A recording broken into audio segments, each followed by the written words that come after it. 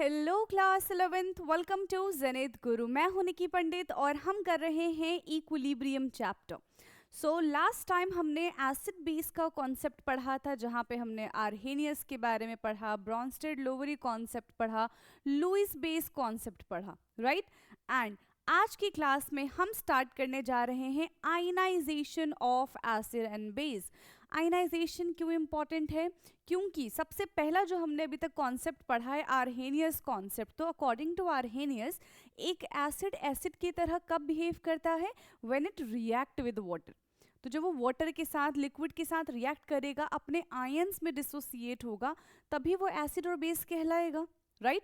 तो उसके लिए हमें एसिड बेस का आयनाइजेशन पता होना चाहिए, ठीक है। सो फटाफट से नोटबुक निकालेंगे और आज के लिए हेडिंग लिखेंगे। क्या है आज का हमारा पहला टॉपिक?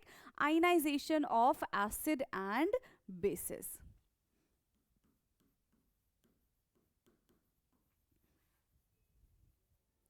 आयनाइजेशन ऑफ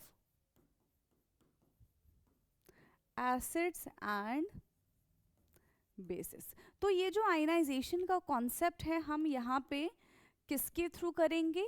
जो आर्हेनियस ने हमें बताया है, ठीक है। तो most of the reaction will takes place किस मीडियम में होगा? लिक्विड मीडियम में होगा, और यहाँ पे हम आर्हेनियस का कॉन्सेप्ट लेके चलेंगे, ठीक है। So we will use Arrhenius concept, ठीक है। Most of the reaction takes place in liquid medium, ठीक है। ज्यादातर जो रिएक्शन है वो किस मीडियम में प्रोसीड होगा? लिक्विड मीडियम, ठीक है। आप यहाँ पे बोल सकते हो लिक्विड में, वाटर में, एक्वस में, इस मीडियम में हम रिएक्शन को परफॉर्म कराएंगे। फॉर एग्जाम्पल हमारे पास कुछ सब्सटेंस है, जैसे कि हम कुछ एसिड ले लेते हैं, ठीक है। आप HCl ले लो, HBr ले लो, HI ले लो, ठीक है, HF ले लो, दीज ऑल आर एसिड्स, ठीक है। पर क्लोरिक एसिड ले लो, फॉर्मूला क्या होता है? HClO4। These all are strong acid, ठीक है। H2SO4, HNO3, so these all are strong acid. ये सारे क्या हैं? ये स्ट्रॉन्ग एसिड हैं। तो जैसे ही ये पानी के अंदर जाएंगे, इट विल डिसोसिएट कंप्लीटली, वो पूरे के पूरे डिसोसिएट हो जाएंगे, ठीक है। So these all are strong acid, ठीक है। So when they dissolve in water, जैसे ही इनको हम पानी में डिसॉल्व कराएंगे, क्या हो जाएगा? दे show complete dissociation in aqueous medium. So when they dissolve in water, they show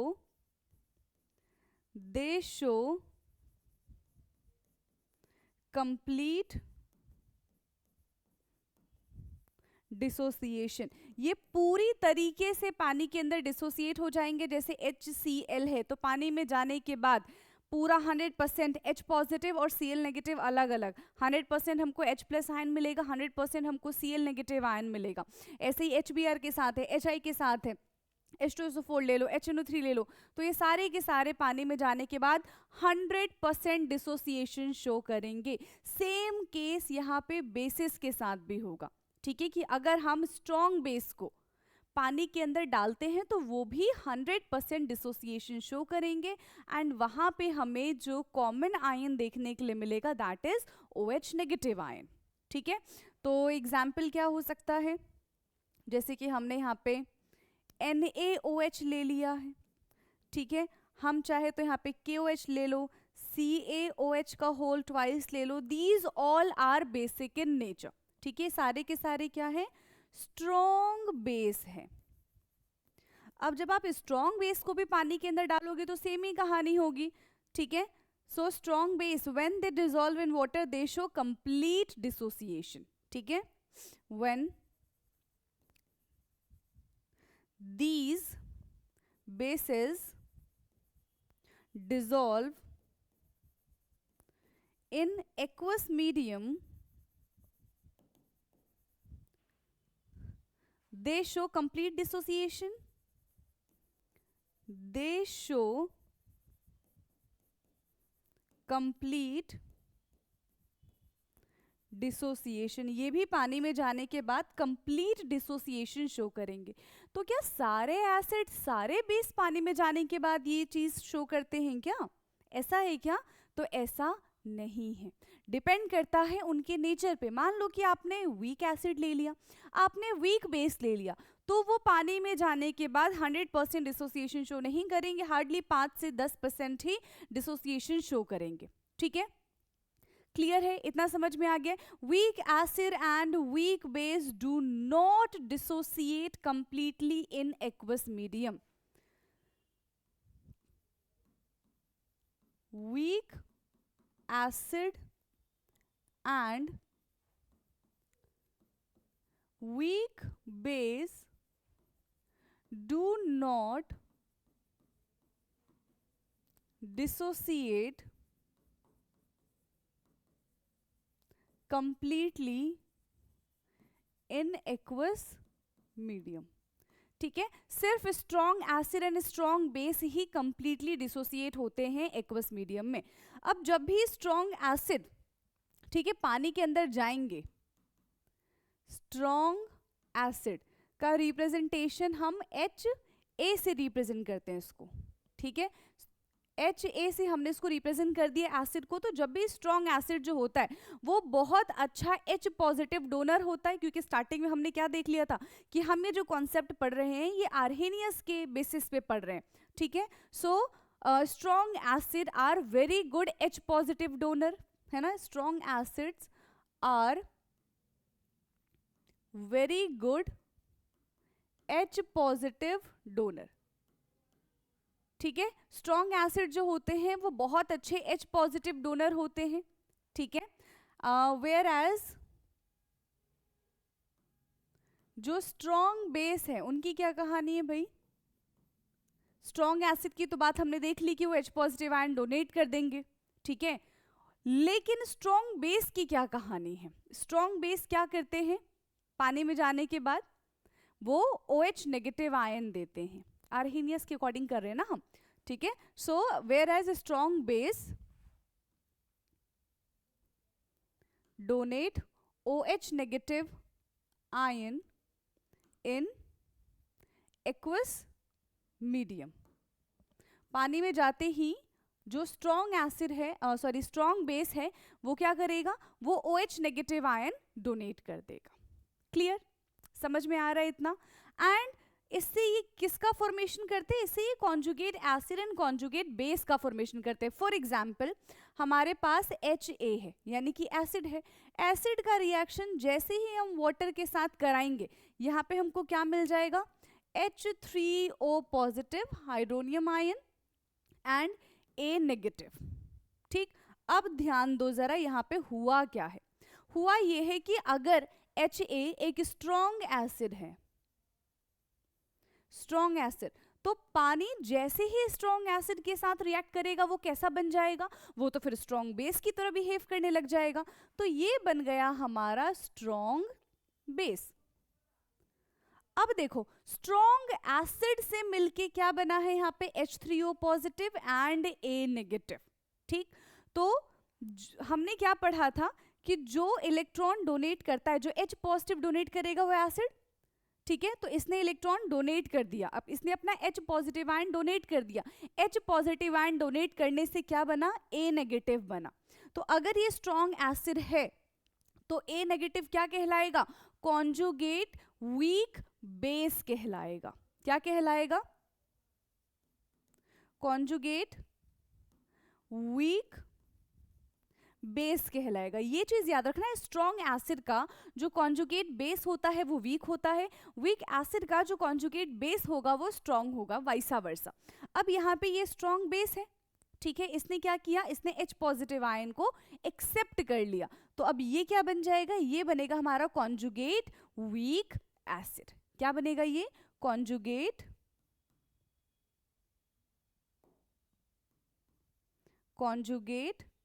weak acid बनेगा। तो एसिड का कॉन्जुगेट बेस बनता है, बेस का कॉन्जुगेट एसिड बनता है। क्लियर है? और एग्जाम्पल देखिए, जो हमने एसिड बेस के एग्जाम्पल देखे थे उन्हीं एग्जाम्पल्स को भी हम सॉल्व करते हैं। ठीक, हमने पर क्लोरिक एसिड देखा था HClO4, देखा था नहीं देखा था? चलो हमारे पास दूसरा एग्जाम्पल है HClO4। ये किस में जाएगा, ये गया पानी के अंदर। ठीक है, ये कैसे ब्रेक हो जाएगा, H positive and ClO4 negative, H positive and ClO4 negative.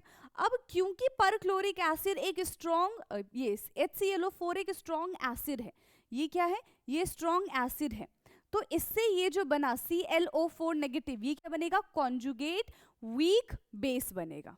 ये क्या बन गया, कॉन्जुगेट वीक बेस बन गया।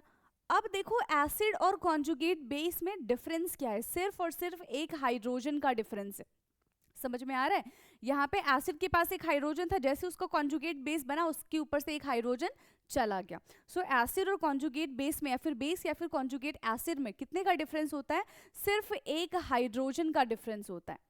किसका डिफरेंस होता है, सिर्फ और सिर्फ एक हाइड्रोजन का डिफरेंस होता है इनके बीच में। ठीक है, चलिए, तो यहाँ पे ना हमने वाटर की बात की थी कि वाटर जो है एक्ट कर रहा है स्ट्रॉन्ग बेस की तरह। ठीक है, तो अगर एक्चुअल में कोई बेस आ जाए तो क्या वाटर उससे भी ज्यादा स्ट्रॉन्ग हो जाएगा, या फिर एक्चुअल में कोई एसिड आ जाता है तो क्या वाटर उससे भी ज्यादा एसिडिक होगा? तो ये वाला ट्रेंड एक बार हम देख लेते हैं। ठीक, तो चलो क्या होता है बेसिकली, अगर हमारे पास स्ट्रॉन्ग बेस है, स्ट्रॉन्ग बेस और वाटर और कॉन्जुगेट बेस में अगर हम रिलेशन देखें तो स्ट्रॉन्ग बेस सबसे ज्यादा स्ट्रॉन्ग होगा, फिर आता है water, and water is more basic than conjugate base. सोचो कॉन्जुगेट बेस कितना ज्यादा वीक होगा। ठीक है, तो सबसे पहले आता है स्ट्रॉन्ग बेस, फिर वाटर और फिर conjugate base.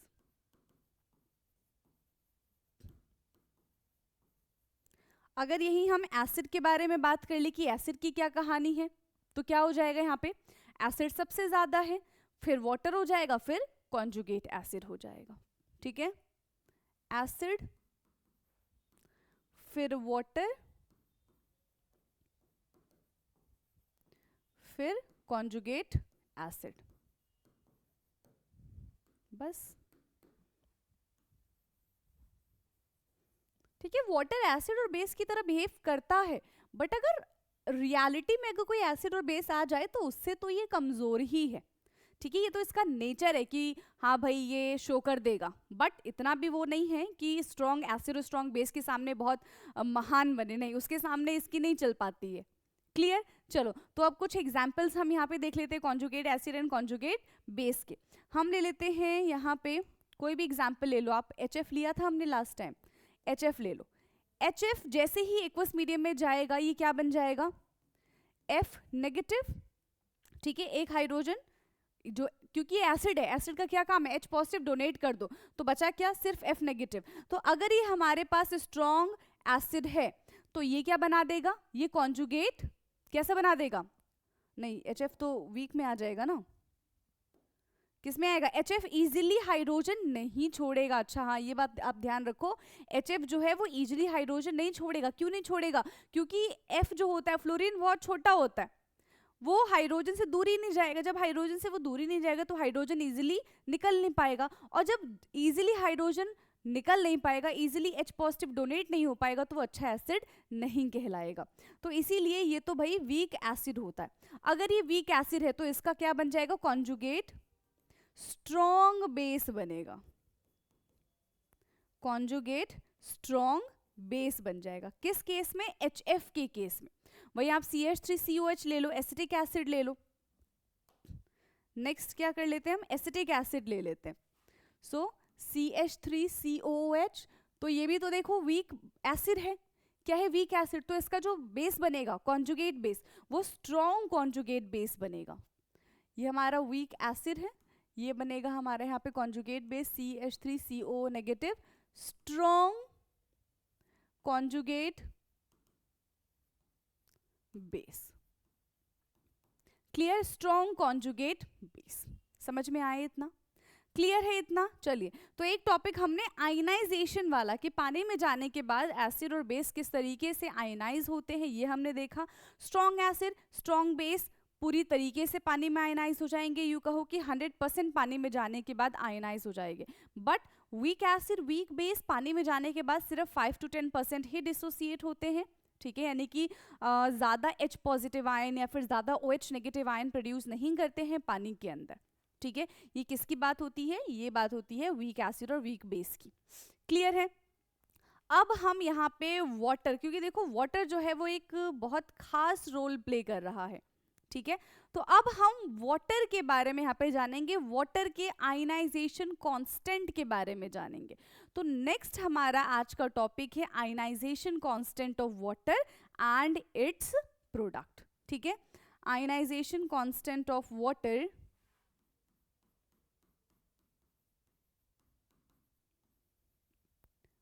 ionization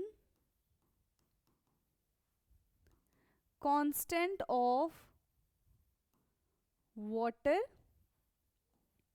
and its product। चलो, तो वाटर के आयनाइजेशन कांस्टेंट के बारे में जानते हैं, और यूँ कहो कि ये एक इम्पॉर्टेंट टॉपिक भी है। हमारे पास है प्योर वाटर। ठीक है, हमारे पास क्या है? Pure water. आपने अपनी लैब में देखा होगा, ठीक है, व्हाइट कलर के बॉटल्स रखे होते हैं, उसमें मिनरल वाटर, प्योर वाटर रखा होता है। प्योर वाटर का मतलब क्या होता है? जिसके पास सॉल्ट, जिसके अंदर सॉल्ट्स प्रेजेंट नहीं हो, जिसके अंदर मिनरल्स प्रेजेंट नहीं हो, that is the pure water. And इस वजह से प्योर वाटर इलेक्ट्रिसिटी भी कंडक्ट नहीं करता। ठीक है, तो अगर एक बॉटल में प्योर वाटर रखा हुआ है, पानी रखा हुआ है, तो इनकी आपस में रिएक्शन चल रही होती है। ठीक है, हम बोलते हैं कि पानी तो न्यूट्रल है। ठीक है, पानी न्यूट्रल कैसे बनता है? इनकी आपस में रिएक्शन चल रही होती है। कुछ वाटर के मॉलिक्यूल्स बहुत ऐसे, हम तो एसिड हैं, कुछ वाटर के मॉलिक्यूल्स हम तो बेस है, चलो आओ रिएक्शन करते हैं। तो वहाँ पे अपना ही एसिड बेस का रिएक्शन चल रहा होता है, और एसिड बेस जब मिलेगा तो न्यूट्रल सॉल्ट एंड वाटर ही देगा हमको। ठीक है, तो यही रिएक्शन पानी के अंदर चल रहा होता है। भले ही रुका हुआ पानी, वो कभी रुका हुआ पानी होता नहीं है, उसके अंदर के जो मॉलिक्यूल्स है वो कंटिन्यूसली मूव करते रहते हैं। ठीक है, वो कंटिन्यूसली रिएक्शन करते रहते हैं, पानी पानी में रिएक्शन करता रहता है। तो हमारे पास अगर हम 2 मॉलिक्यूल्स के ऊपर स्टडी कर लें, ठीक है, हाँ ठीक है, हमारे पास 1 ग्लास पानी है, उसमें से 2 मॉलिक्यूल्स के ऊपर आप स्टडी कर लो, तो मान के चलो कि एक जो मॉलिक्यूल है वो एसिड की तरह बिहेव अगर कर रहा है, तो दूसरा मॉलिक्यूल किसकी तरह बिहेव करना चाहिए? बेस की तरह बिहेव करना चाहिए। तो एसिड और बेस जब आपस में रिएक्ट करेंगे तो कॉन्जुगेट एसिड और कॉन्जुगेट बेस बनाएंगे, यानी कि H3O पॉजिटिव जो एसिड की तरह बिहेव कर रहा है वो H पॉजिटिव दे देगा, जो बेस की तरह बिहेव कर रहा है वो H पॉजिटिव एक्सेप्ट कर लेगा। तो H3O एंड OH नेगेटिव, ये बन गया। तो इसमें क्या बना है? एक कॉन्जुगेट बेस है और एक कॉन्जुगेट एसिड है। तो बेस कौन होता है? जो H पॉजिटिव आयन एक्सेप्ट कर लेता है, उसको हम बेस कहते हैं। तो ये बन जाएगा हमारा कॉन्जुगेट बेस, और इसने क्योंकि H पॉजिटिव आयन डोनेट किया है तो ये कॉन्जुगेट एसिड बन जाएगा। ये बन गया है हमारा कॉन्जुगेट एसिड। ठीक है, एक ग्लास में ले लो, एक बॉटल में इसकी रिएक्शन हो रही है। अब हम इसके लिए अगर इक्विलिब्रियम कांस्टेंट निकालें, जिसका रिप्रेजेंटेशन क्या होता है? Kc। तो इसके लिए अगर हम Kc लिखना चाहें तो किस तरीके से लिखेंगे? Concentration of product upon concentration of reactant. ठीक है, ये हम बहुत पहले से पढ़ते हुए आ रहे हैं। तो कॉन्सेंट्रेशन ऑफ प्रोडक्ट देखो, H3O पॉजिटिव का कॉन्सेंट्रेशन, OH नेगेटिव आयन का कॉन्सेंट्रेशन अपॉन यहाँ पे H2O का कॉन्सेंट्रेशन एंड H2O का कॉन्सेंट्रेशन, यही बनेगा। ठीक है, यही बनेगा। और बेसिकली हम इनको सिर्फ सिंपल H2O भी लिख सकते हैं, ऐसा जरूरी नहीं कि 4 बार 5 बार इसको लिखें। तो आप सिंपल यहाँ पे, क्योंकि वाटर के मॉलिक्यूल से आप चाहो तो इसको एक ही बार H2O मॉलिक्यूल लिख दो। यहाँ पे H2O मॉलिक्यूल जो है वो बहुत ही ज्यादा प्योर फॉर्म में है, तो इसकी जो कॉन्सेंट्रेशन होगी वो ऑलमोस्ट कैसी होगी? कांस्टेंट होगी। ठीक है, इसका जो कॉन्सेंट्रेशन है वो कैसा रहेगा, कांस्टेंट रहेगा। तो यहाँ पे हम मेंशन करेंगे, इतना पहले नोट डाउन करो, फिर हम नेक्स्ट स्लाइड में चलते हैं। क्लियर है इतना भाई, आगे बढ़ जाएं हम। चलिए, सो यहाँ पे हमने पानी कैसा लिया है, water, H2O is pure, so its concentration remain constant. Here H2O is pure, so its concentration remain constant. तो इसकी जो concentration है वो कैसी रहेगी, constant रहेगी। अब हमने लिखा था Kc is equal to H3O positive का कॉन्सेंट्रेशन एंड OH नेगेटिव का कॉन्सेंट्रेशन अपॉन H2O का कॉन्सेंट्रेशन, इसकी मल्टीप्लीकेशन हम Kc में करेंगे। So Kc is equal to concentration of H2O मिलके बनाता है Kw। क्या बनाता है ये बनाता है हमारा Kw। Now what is Kw? Kw is the ionization constant of water, जो हमने स्टार्टिंग में टर्म लिखा था ना, ionization constant of water and its product. So what is Kw? Kw is the ionization constant of water. अब अगर हमें कोई पूछे कि आयनाइजेशन कांस्टेंट का रिप्रेजेंटेशन क्या है, दैट इज Kw। वैल्यू क्या है वो हम फाइंड आउट करेंगे, उसका प्रोडक्ट क्या है वो हम फाइंड आउट करेंगे। ठीक है, so Kw is ionization constant of water. तो हमेशा याद रखना Kw क्या होता है, जैसे आपने Kc पढ़ा, आपने Qc पढ़ा, वैसे अब एक नया टर्म इंट्रोड्यूस हुआ है, that is Kw, ionization constant of water. ठीक है, तो Kw किसके बराबर है? अब देखो, इस पूरे की जगह हम Kc की जगह Kw लिख सकते हैं, और यहां से हम देख पा रहे हैं कि जो Kw है वो बराबर है H3O positive ion and OH negative ion के बराबर। ठीक है, किसके बराबर है? H3O positive ion and OH negative ion के बराबर है Kw। ठीक है, क्लियर? तो अगर वाटर, हम बोलते हैं कि अगर वाटर न्यूट्रल है तो जितना कंसंट्रेशन H3O पॉजिटिव का होगा उतना ही कंसंट्रेशन OH नेगेटिव का होगा। यस और नो? इन विच केस, किस केस में ऐसा होगा? अगर हमारे पास वाटर न्यूट्रल है तो इतना मान के चलो कि जितना कॉन्सेंट्रेशन H3O पॉजिटिव का उतना ही कॉन्सेंट्रेशन OH नेगेटिव का होगा। ठीक है, तो यहाँ पे H आयन का कॉन्सेंट्रेशन होता है 1 × 10 raised to the power -7 and OH negative का भी कॉन्सेंट्रेशन कितना हो जाएगा? 1 × 10 raised to the power -7। इनकी मोलैरिटी कर दो, capital M and capital M। तो ये कॉन्सेंट्रेशन है इन दोनों का, तो इससे Kw कैसे निकल जाएगा? देखो, यहां से आ जाएगा Kw is equal to concentration of 1 × 10 raised to the power -7, 1 × 10 raised to the power -7. So Kw is equal to 1 × 10 raised to the power -14 molar. ये हमारे Kw की वैल्यू है। ठीक है, स्क्वायर। ये किसकी वैल्यू है? ये हमारे Kw की वैल्यू है, that is 1 × 10 raised to the power -14, और मोलैरिटी का यहाँ पे क्या हो जाएगा? स्क्वायर हो जाएगा। समझ में आए? Kw की वैल्यू हमने यहाँ से निकाली। लेट्स सपोज कि हमारे पास अगर 1 लीटर पानी है तो उसमें कितने मोल्स होंगे? यस, अगर हमारे पास 1 लीटर पानी, 1 लीटर पानी का मतलब 1000 ml 1000 ग्राम। ठीक है, अगर हमारे पास 1 लीटर पानी है मतलब 1000 ग्राम पानी है और 1000 ml पानी है। अगर इस 1 लीटर पानी में हमें मोल्स निकालना हो तो कैसे निकालेंगे? Given mass upon molecular mass.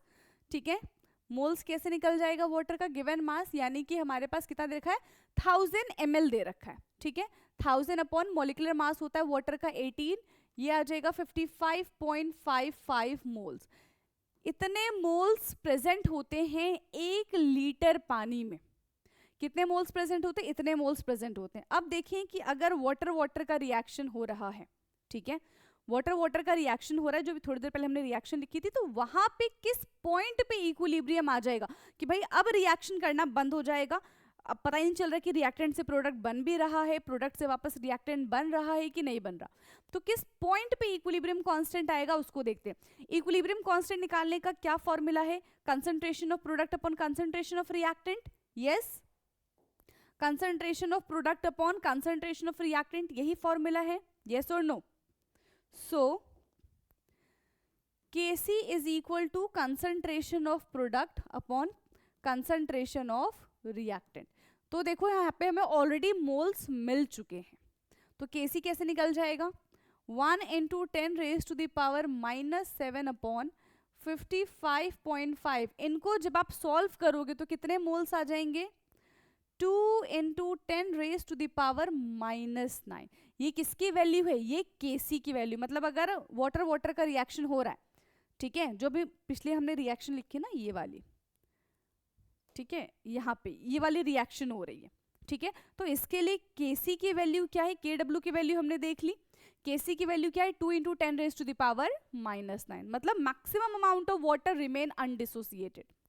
कुछ वाटर मॉलिक्यूल्स रिएक्शन करेंगे, बट बहुत सारे मॉलिक्यूल ऐसे होंगे पानी के अंदर जो अनडिसोसिएटेड फॉर्म में होंगे, जो रिएक्शन में पार्टिसिपेट ही नहीं करेंगे, ठीक है. तो यहां से हम क्या मेंशन कर सकते हैं? Maximum amount of water remain undissociated. Maximum amount of water remain undissociated, ठीक है. ज्यादातर जो वाटर मॉलिक्यूल्स हैं वो कैसे होंगे? अनडिसोसिएटेड होंगे. अब एसिडिक, बेसिक एंड न्यूट्रल का क्या कॉन्सेप्ट है? If concentration of H3O positive is equal to concentration of OH negative then the substance is neutral. If concentration of H3O positive is greater than concentration of OH negative then the substance is acidic. And if concentration of OH negative is greater than the concentration of H3O positive then it's basic in nature. Clear है? सही बोला? चलो लिख लेते हैं इसको, इतना बोल दिया तो. अगर H3O पॉजिटिव का कॉन्सेंट्रेशन इक्वल है OH नेगेटिव के कॉन्सेंट्रेशन से, सो सब्सटेंस इज न्यूट्रल. यही बस बोला था मैंने, ठीक है, कुछ ज्यादा नहीं बोला था. नाउ अगर H3O positive concentration is greater than OH negative then it's acidic. And if OH negative is greater than H3O positive then it's basic. ठीक है, ये हो जाएगा. क्लियर है इतना? तो हमने यहाँ पे आयनाइजेशन कांस्टेंट ऑफ वाटर पढ़ा, ठीक है. ये देखा कि कब सब्सटेंस एसिडिक नेचर का होगा, कब बेसिक नेचर का होगा, Kc और Kw की यहाँ पे वैल्यू क्या है. अब हम बात करेंगे pH स्केल के बारे में, द pH स्केल. तो उसके लिए आप इसको फटाफट से नोट डाउन करिए, फिर हम चलते हैं, ठीक है. पहले इसको नोट डाउन करो, बताओ कि समझ में आया कि नहीं आया.